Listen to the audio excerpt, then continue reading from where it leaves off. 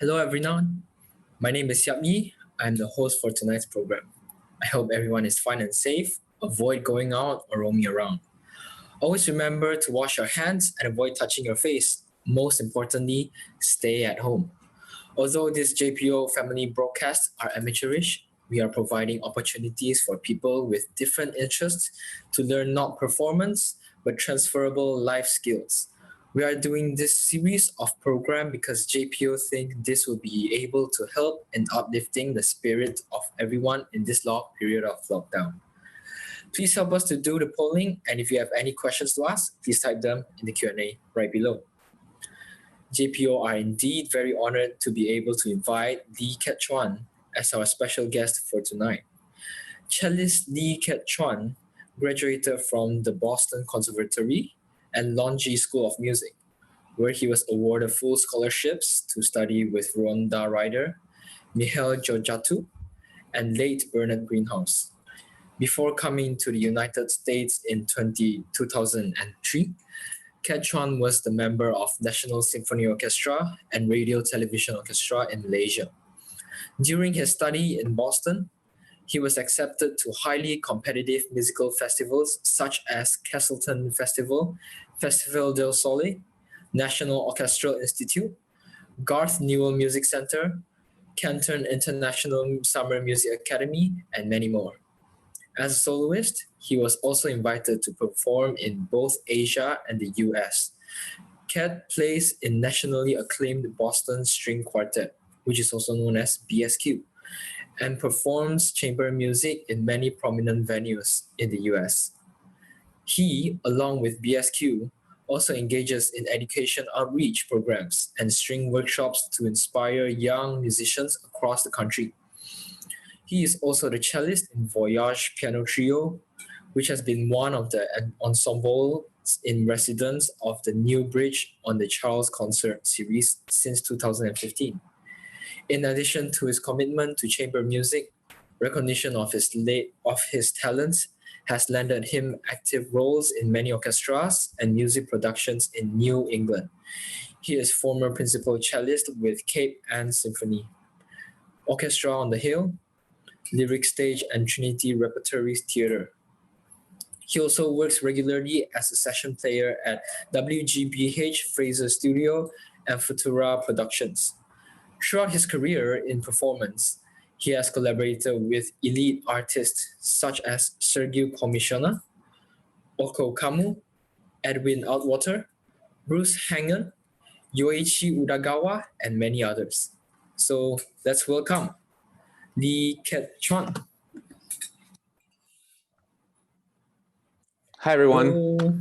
Hi, I'm Kett Chuan. So glad to be here, and thank you for Mr. Yapling for having me, and Jesselton Philharmonic for featuring me in this webinar. Thank you for taking your time. Yep. Okay, could you share more about the video we have watched just now?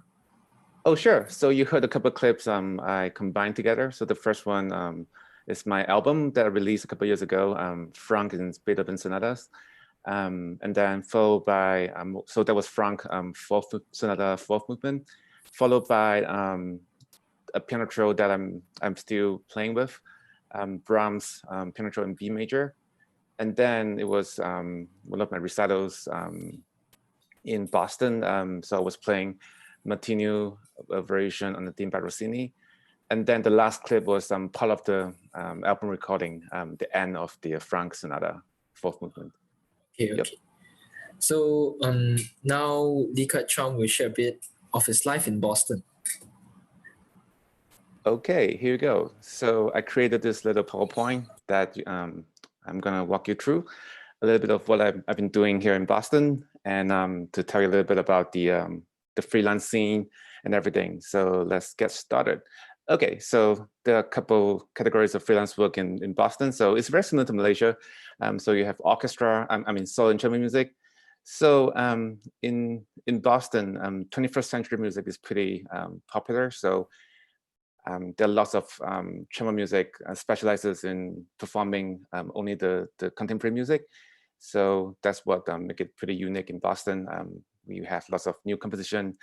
We premiere music work by living composers and all that, and orchestras. And as you know, like every state has a major orchestra. In Boston, there's a Boston Symphony, and there are also many regional orchestras, community orchestra, and I'll tell you a little bit more about it later. And theater. So Boston is famous for all these little shows in musicals. And then we have private functions. So this is the weddings and the corporation event and everything. And then we have the studio and recording. So it became pretty popular the past few years because it used to be the West Coast dominating the market of studio and film music recording, but slowly it's coming to the East Coast, which is Boston. So I can also tell you a little bit more about it later. And then we have pop and rock, of course, like all these like live shows, the pop stars and all that. And then we have, because in Boston, there are a lot of churches, 1,000 of it in Boston alone. So in every church, they have like their own choir. And then they usually hire orchestra to perform their annual concerts and all that. And then teaching. So as you know, Boston is the center of music education. So we have a lot of different music camps, youth orchestras. And so like many of my colleagues, they started their own summer camp. And so different kind of it.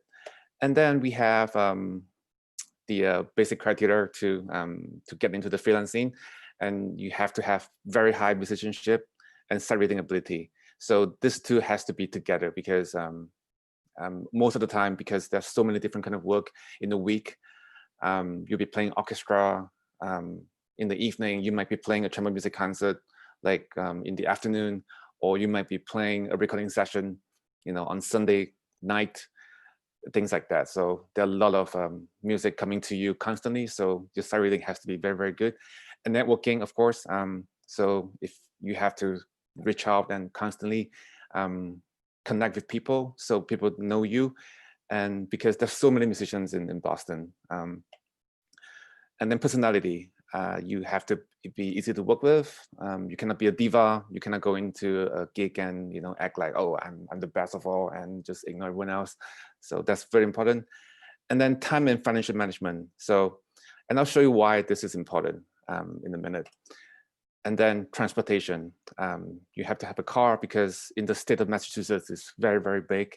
And if you combine the whole New England area, which includes Maine, New Hampshire, and Rhode Island, is a big area to commute. And then, of course, you have to have a college degree. It's very realistic, but when you get into freelancing, the first thing people will ask you is, oh, which school do you go to? Who do you study with? So this is all the criteria you must have to freelance in Boston. So even if you're coming from a different country, let's say if you come to your master's degree in a different country, and it's actually hard to start your freelance life in Boston because you're not part of the, I might be wrong about that, but this is what I've seen.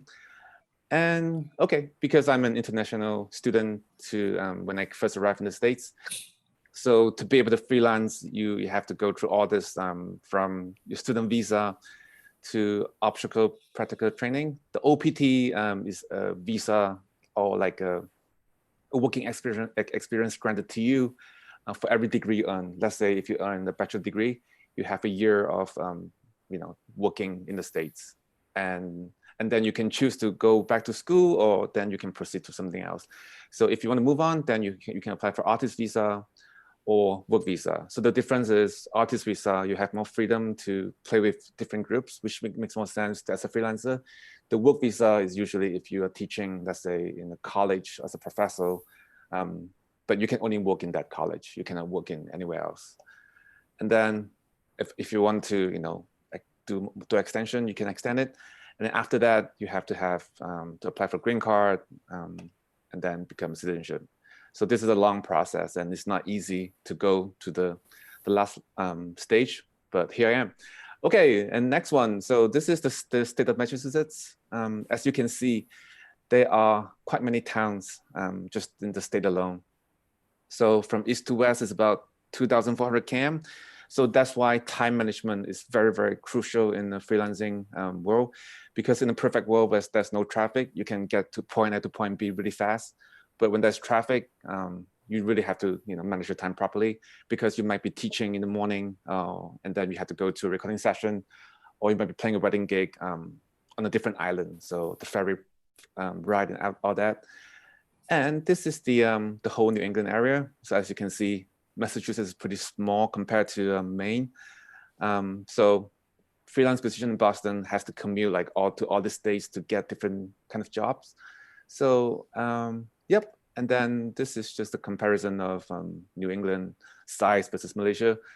So I'm using square miles because the number is a little smaller, so you can compare it. So this is it. And then in Massachusetts, 10,000-ish, and then whole New England area. Yep. So as you can see, it's a pretty quite a big place to do freelance work. Okay, and fun facts. So this is just something that I compiled last night. So there's only one full-time orchestra in Massachusetts, even though there are like maybe hundreds of thousands of orchestras and ensembles. So that's the Boston Symphony, and the rest of them is all paid by service kind of orchestra. So and then we have 4 major music schools in the radius of 7 km. So we have Boston Conservatory, where I graduated, and Long Beach School of Music. And then we have the famous New England Conservatory and Boston University. And so I came to the States when I was freshman year in college, so 2003. So a studio apartment at that time is around 1,000. You can get a pretty good quality on that one. But right now it costs about 1,600. But it's not going to be a very good quality studio. And then subway ride, $1 compared to now, $2.25. And college tuition at that time was only 20K US dollars. And right now it's more than 45K US dollars. Oh. And in the music scene though, this is pretty sad but true. 2003 paper service 60, 2020, still the same. It's a little better in some ensemble, but this is pretty much the truth. Okay, and this is where it begins. This is the National Symphony Orchestra in Malaysia, where I first started the freelance life. And you can see my teachers, my left and right, Pui Wui and Mr. Nasran Nabi. And that is Muzaffar Abdullah, Mr. playing concerto with us. And then this is the another section. You can see me, I'm on the right. And this is Mr. Yapling in the picture too. This is when the NSO went to Japan for the Asia Orchestra Week. Okay, and this is my first orchestra engagement in Boston. This is, as you can see, the orchestra members are pretty young. So these are all college grads. So we are all just graduated from college or still in college, and we're in this orchestra. And yep, and the next slide, and this is my symphony hall debut when I was, I don't know, 25. And this is the rock concert. So this ensemble is called the Video Game Orchestra. So they specialize in performing all this video game music from Japan, especially. So the conductor is my friend from college. So you actually can see it's all about connection and networking. And next slide. So one of the most unique things in Boston is I got into musical world that I never expected that I will be in, because it's not very common in Malaysia to play shows like this. And so as in Boston alone, there are like dozens of different theaters. So this Lyric Stage of Boston is one of the theaters I was playing with pretty consistently. And this is Into the Woods. And then we also did Sweeney Todd. This is a different group. We play Guys and Dolls and Les Miserables. And this is the theater that actually sponsored my artist visa in one time. So we did that. And this is the same theater, and we premiere a new Broadway show. And then we have, the same theater, the Carrie, and this other thing. Just gonna go quickly. And this is one of the major shows I did in this is not in Boston, this is in Providence, Rhode Island. So every November, December, this theater perform this Christmas Carol show, and we did about 10 shows per week. So it's morning and night thing. Yeah, it's pretty incredible. Wow. And the musicians, only 4 people, 4 of us. And this is another pretty famous theater that I perform in, Showboat. And this has a pretty interesting story. So you see a little jet behind it. So Nantucket is an island a little bit outside of Boston. So it's about an hour ferry boat away. So there was a storm at that day. It looks pretty, sunny and all that, but there's a hurricane at that day. So, and the boat is not working, stop. So we're supposed to leave the day before, but then in this island, the hotel is really expensive. So a room costs about $400 a night, and there are 4 of us, and we can't be sharing the same room because we're all adults, right? So, and the next day, the contractor figure, is cheaper to just fly us through private jet back to Boston. So this is what we did, and that's me like posing, and you can see the guy behind me taking the violin. Yes. And this is my first album recording in Boston. So when I graduated from college, I realized, I don't no one's gonna do anything for me because I'm not like Yo-Yo Ma, or I don't have an agent, so I have to do everything myself. So I just rent a studio, and then I find sponsorship and all that, and I create my own album. That's the album you heard in the very beginning of the webinar. So this is it, and then the album and the show I did, and this is my solo performance with this is pretty straightforward. You can tell by the pictures what I'm doing, playing solo, and the same studio. So this studio, we did so many different kind of film scoring, movies, video game. It's all from this little studio. So, and this is one when I was with one of the quartet. This quartet specializes in 21st century music. So we're touring, and that was New York City. And then the picture on the right is me and the violist, talking about the music, and the guy behind is the composer. So we premiere different new work and and new ideas and all that. And this is just me playing. And so the Boston String Quartet that I was in, we did a lot of school shows, and we toured to different places in high school, and we commissioned new pieces to perform with the high school orchestra. And then we do workshop, and it's all non-classical. It's all different kind of jazz playing, contemporary and video game music, because this is pretty big in the States and people like video game music. And this is the private function ensemble that I did with my group. So we do weddings and stuff, and this is the pop concert. And interestingly, I recorded many video games. Some I don't even know.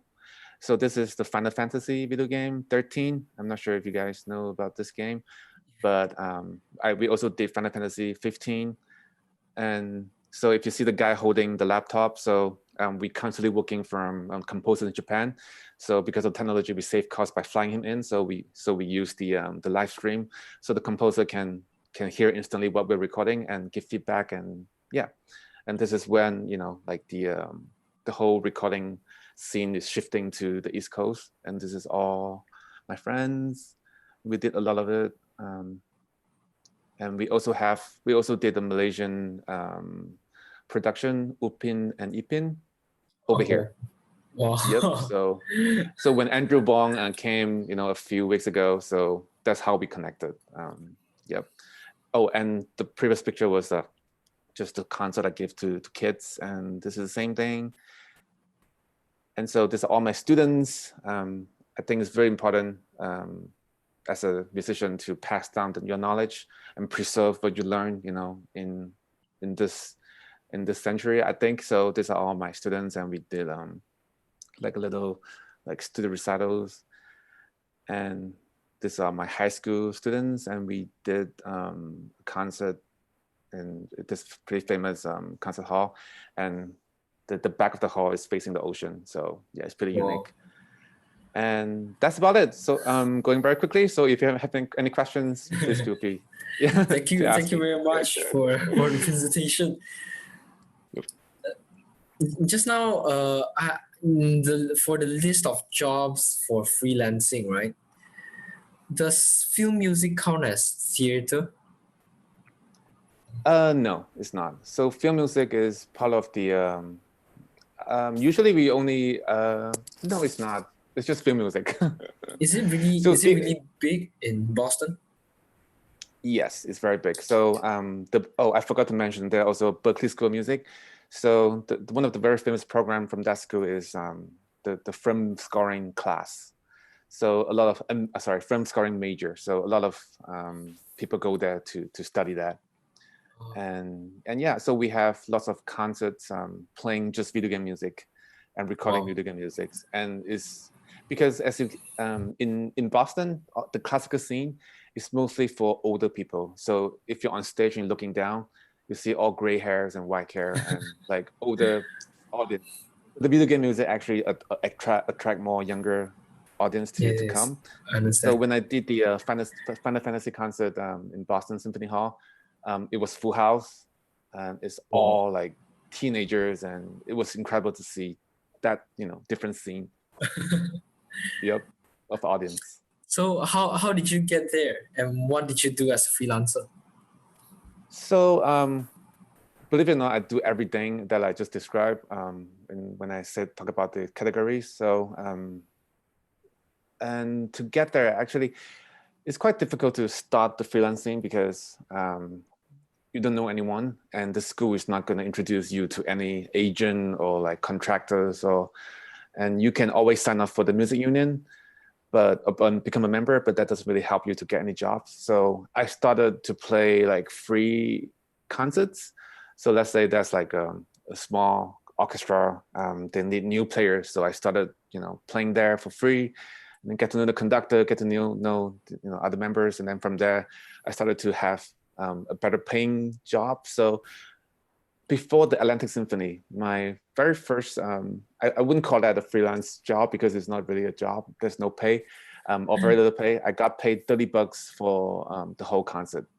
Whoa. So that's only enough for me to get a nice dinner. I Yep. see. And then the show and everything, I started with a very small community theater. And then from there, just recommendations. Yeah, it's all about like networking. What is your initial goal as a musician, and why did you choose this path? So when I think for everyone who plays the instrument, I think we all have pretty big ambitions. I Yeah. know where I am when I first started because I started pretty late. I started to play cello when I was 16. That was already like pretty late for in American culture. I just wanted to be in orchestra and a full-time orchestra that I can play weekly concert. And I tried that for quite many years, like 5 years. I auditioned for 15 major orchestra in the States. And unfortunately, I didn't really get into any of those because it's too competitive. I did New York Phil, I did Boston Symphony, Louisiana Philharmonic, all the major orchestra you can think of. I was one of the people who auditioned. And I think the whole scene is very difficult as well because in each year, there are only a couple openings, full-time job in the whole United States. And there are about, I don't know how many music graduates. I think for cellists, at least about 1,000 or two graduates. Wow. And also there are people who already graduated and still looking for job. And so it's very competitive. And eventually I realized, okay, maybe that's not the end of the world. So I have to move on and do something else. So I started to audition for more regional orchestra, like smaller orchestra, and then get into shows and teaching and all that. So yep, then that's how my freelance began. So so it's more like you slowly experience new things as you go through it, is right? Yep, yes, because I never like I said, I never thought about myself being in a show ever because Yeah. the college where I graduated has a pretty big program in theater, and I never really interested in theater when I was there. So Yep. So you just go with the flow, basically. Whatever come to you, you just take it. Okay. What variety of gigs are available, and what is your most unforgettable one? So there are quite many variety. So the one that the most unforgettable to me is so one time I got a call from a composer slash music director, and he's like, "Oh, I need a cellist tonight." I was like, "Oh, okay." And then I dropped everything because it pays pretty okay. So I didn't have a car at that time, so I had to ask my friend to drive me there, and then I asked my roommate to drive me home later. So it was pretty bad. It was pretty bad. And as you can see, east to west is about 2,000-ish kilometers, right? So so the gig, the job that he offered me is around the middle. So it's about 2 hours, an hour or two drive from Boston. So I was there, and I got the music and everything. So before we didn't even have a rehearsal. I was like, "Oh, don't we need the rehearsal?" I thought, did we just go straight to concert? I was like, "Okay, sure, and I'll do whatever." I'm pretty good in sight reading. I was very proud. Like, you can throw me anything, I can read it. And so I went to stage, and then before I went to stage, the guy was like, "Okay, you see the mic in front of you, but it's not on, and you're gonna just be playing with the recordings." I was like, "What? Oh. Playing with the recordings?" And there are only five of us. There's me, two violins, a guitar, and himself playing and singing at the same time. So I was just like karaokeing with Ebo and the whole concert. I feel kind of embarrassed, but yeah, that's my most unforgettable experience. Then were you actually playing that time, or you're just going with the recording?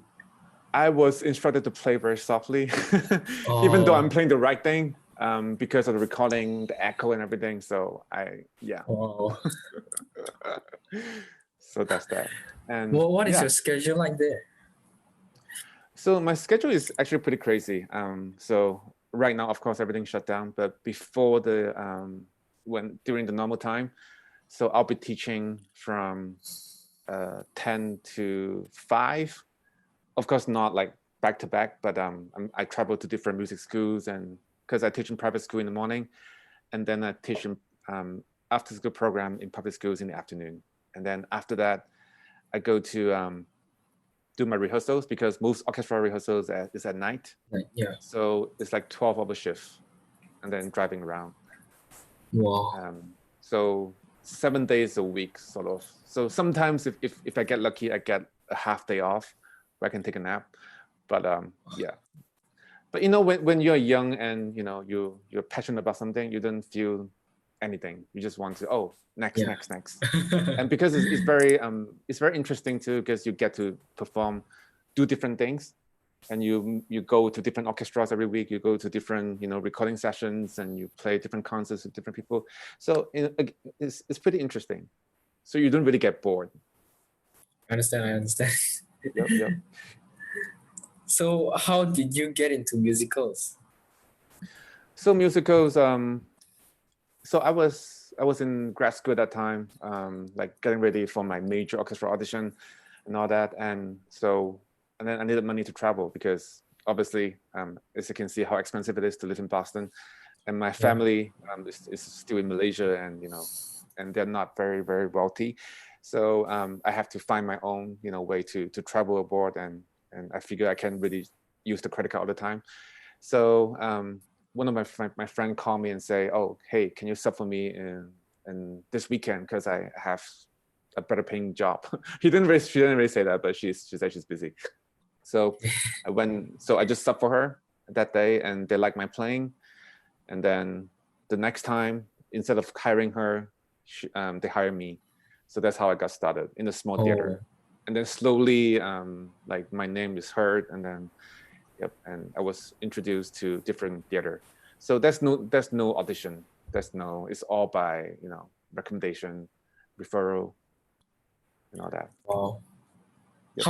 How competitive is it in Boston to just get a job? Oh, it's crazy. It's very crazy. So even the Atlantic Symphony Orchestra that I was in the very first pictures. So for cello section, it's a half-day audition.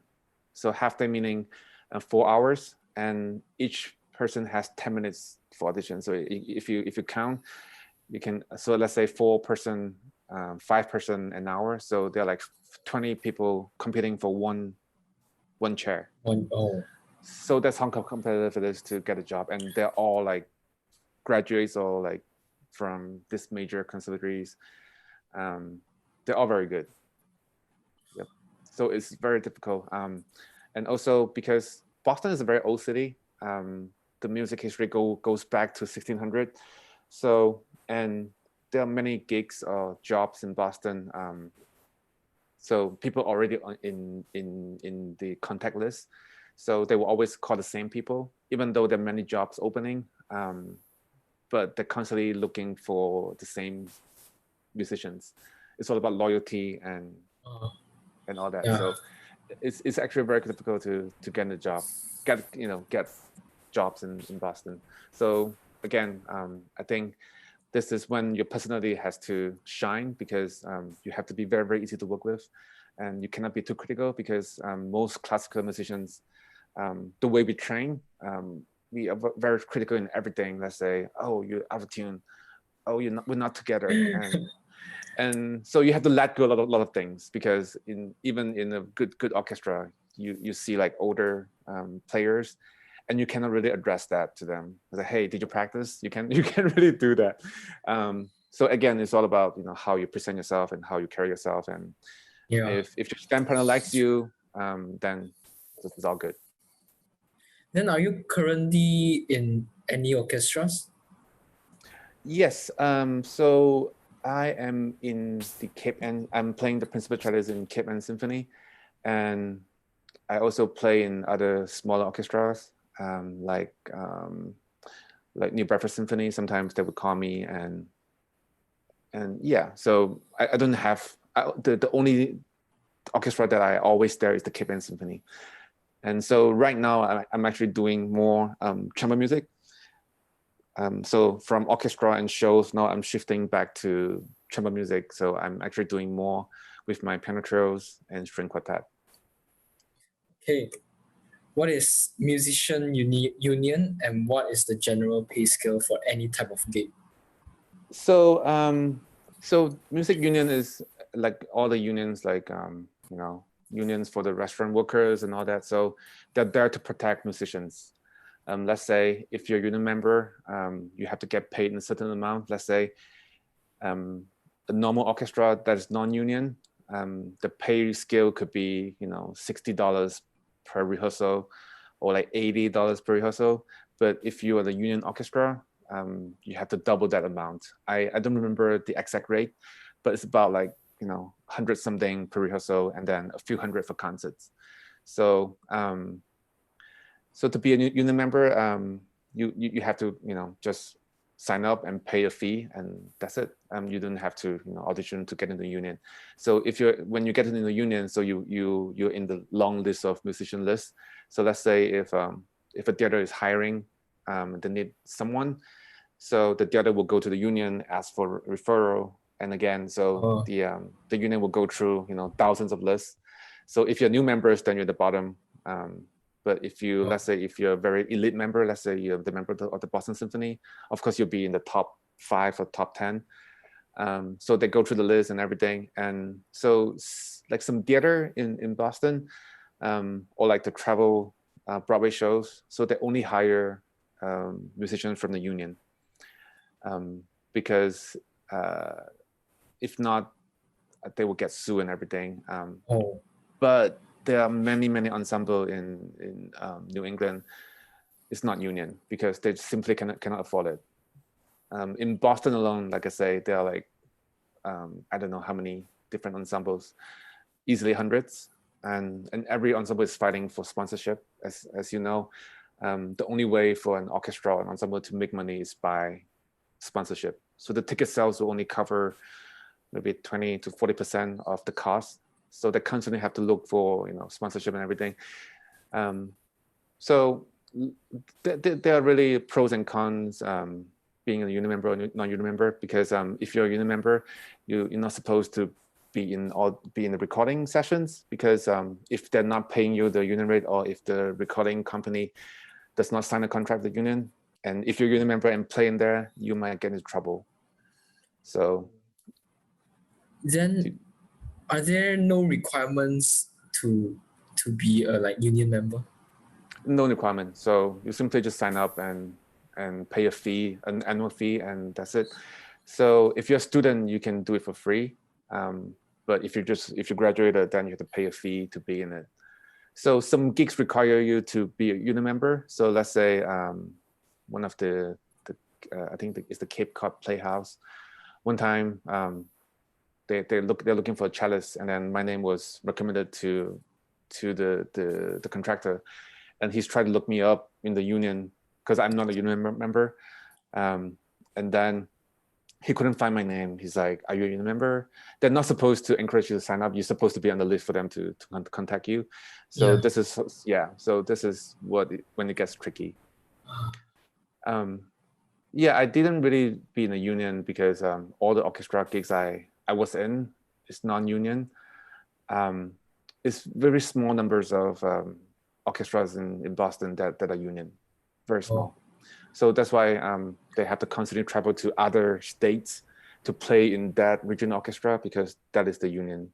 But then you have to sacrifice the time to travel, because sometimes it takes like 1 or 2 hours to travel to all these different places. Then, just now you said the situation where you're not the union member, and then a person they're searching for you. Then what did you do? I really didn't do anything, because the truth is that there are always gigs offer coming in your email.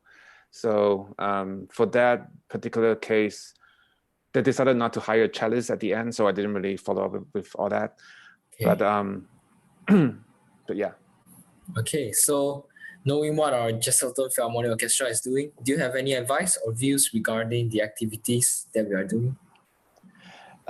So just want to share my little 2 cents. I researched you guys a little bit, and I went to your website. I think a little improvement will help you guys go, to a long journey, is the improvement of the website, because the website I saw is pretty much like a blog style.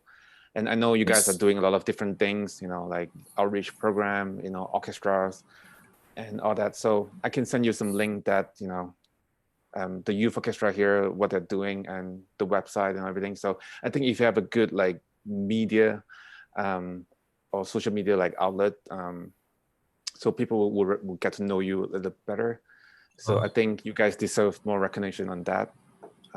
Because when I spoke to Mr. Yabling, it seems like you guys are doing a lot of things, but I don't really see it, in the website. So I think if you guys, just improve that a little bit, and have your own domain, I think that would be really helpful. Okay, thank you very much for the answer. So now, this is a question from the user's name is a bit sensitive, so I'll skip the name. So how do you prepare for the auditions? Oh, auditions. So we have about 15 standard orchestra excerpts to play from. Let's say Don Juan from Strauss, Beethoven Symphony No. 5, second movement, the theme variations, and Einheldenleben, Strauss, and all that. So it depends what the orchestra wants, but usually these are the lists that they require. And if you're auditioning for principal positions, then you have to play more solo work, like Don Quixote, the whole solo thing, and then Wilhelm Tell Overture, the beginning solo part. So basically all the solos in all the major the symphonies, and you have to prepare. So for Boston Symphony, the requirement I did that time was Arpeggione Sonata by Schubert, and the Swan. So that's the tape round, I think, and then 5 excerpts. And if you get to the live round, it depends what they want. So the whole requirement is 2 concertos, and and also you cannot play any concerto. They have a requirement for that. So you cannot play Haydn C concerto because that's pretty, entry level. So they require you to play the Dvorak Cello Concerto, Haydn D concerto, or Schumann concerto. So these three are the most common. So when I was preparing for the audition, so the only thing I play is excerpts and the exposition of the Dvorak concerto. It's very sad, but that's the truth. You have to be perfect. You cannot play any wrong notes. You cannot play any other tune note. The rhythm has to be precise, and you cannot play like a robot. In all this limitation, you have to show your musicality. So it's very difficult, and you have to have a good instrument. And if you're flying, you have to prepare strings and in case your bridge break or your bow breaks. So it's a lot of it, anxiety. And in the audition room, you hear other people's playing, and you really have to, just prepare your mindset to do all that. Yep. Okay, what is the most challenging for playing different genre of music? Do you really need a different skill set for that, even though you are playing the same instruments? Yes, absolutely. So if you're playing 21st century music, which I try, I'm pretty good, but I'm not expert in it. So that's a challenge for me. So because all this notation is different, you have to learn and they're constantly coming up with a new way of playing on the cello, even though not bow and arco and pizzicato anymore. It's maybe you have to punch the cello. I'm not just kidding. You have to do all these different things, and maybe you have to play other instruments when you're playing. And sometimes you have to do your vocal. I did that. So in the concert, so there are a few measures I have to sing, and all that. So those are all the skills. And I mean, even though I appreciate 21st century, but that's really not my accent. I did try. The quartet that I was in for a short time, so we did that. So it's difficult, especially contemporary music. You have to have very strong rhythm because the rhythm is not 4/4 or 3/4 anymore. Yes. It's very complex, different. It's very complex, and sometimes you just have no time to look at the next thing. Yeah, I understand. So I'll show you some interesting score next time if you're interested. Okay. Yep. So is there any other Malaysian cellist over there? Not that I know of. So I know some Malaysian pianists who just graduated from New England Conservatory, and I know a baritone, but no Malaysian cellist over here. Not very. I don't know any Malaysian string player. That's one, but she went to MIT, so she's not really major in music, but she's very good. Okay.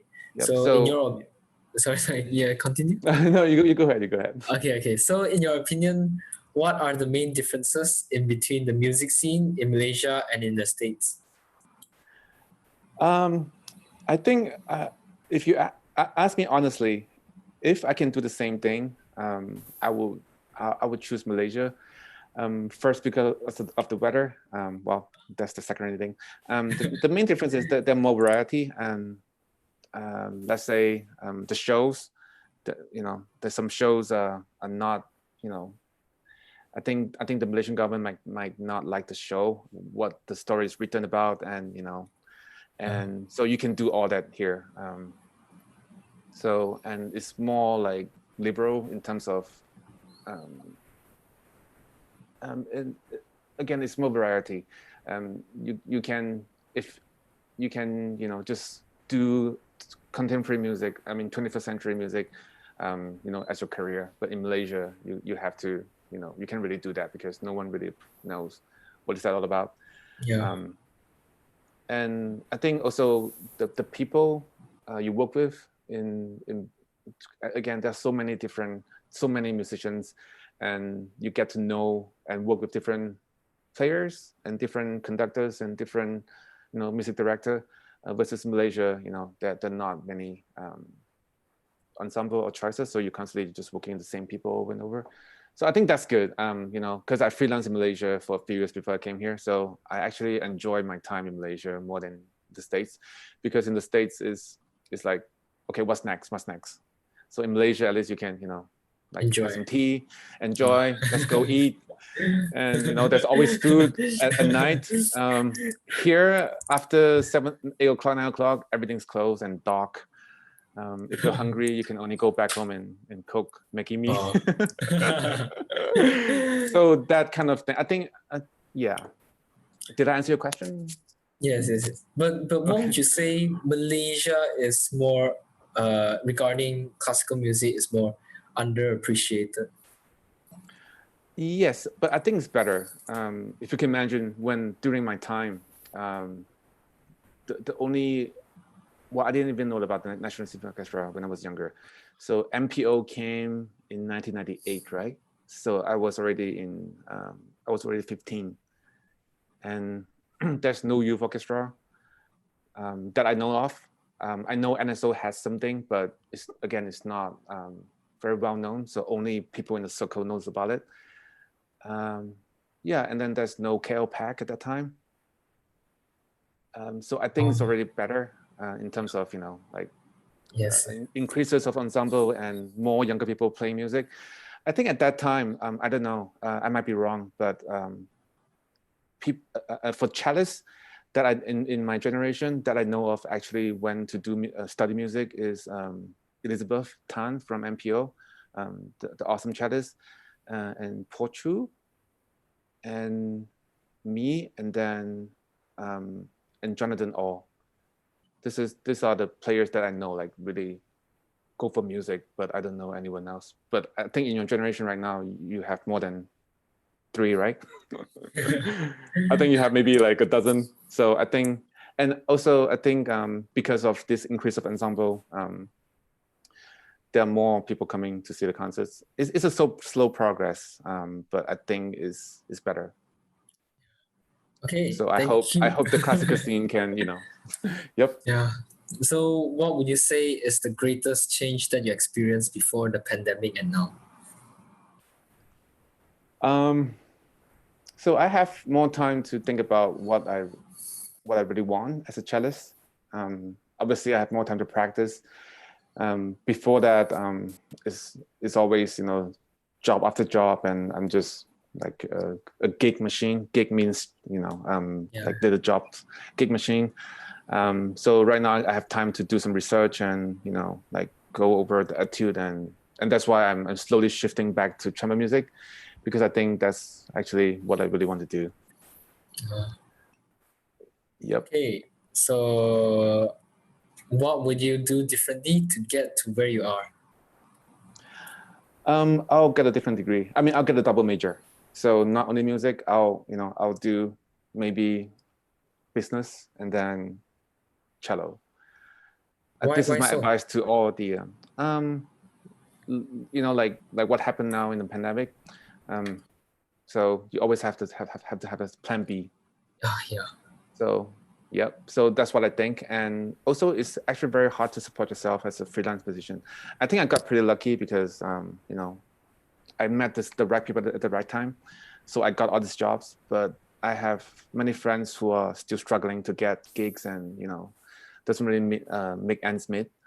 So I think this is a time where your plan B can come into action. If you have a business degree, you can do something, or you have, just a backup plan. How have the COVID-19 affect the freelance job there? Oh, it's very bad here, as you know. We did not contain the virus very well. But in Massachusetts, it's pretty good. But there's no concerts whatsoever until next year or at the end of the year. Oh. So all the I think what I know is the Boston Symphony Orchestra is like they follow the members until the end of the year, and it depends how it goes at the end of the year. Hopefully it's get better, that they can all come back. But yeah, it's not looking very good right now.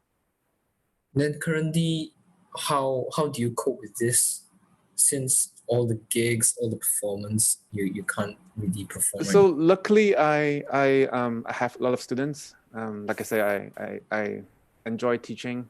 I started to enjoy teaching, and I I had quite many students I collected the past 2 years, and they're still doing lessons right now. So that's what keeps me going. And yep, and I also have a marketing job on the side right now. Okay. So to support everything. Okay, so this a question from me. So Okay. regarding practicing thumb positions, like because whenever I play on my thumb, it hurts like really a lot. Just keep doing it.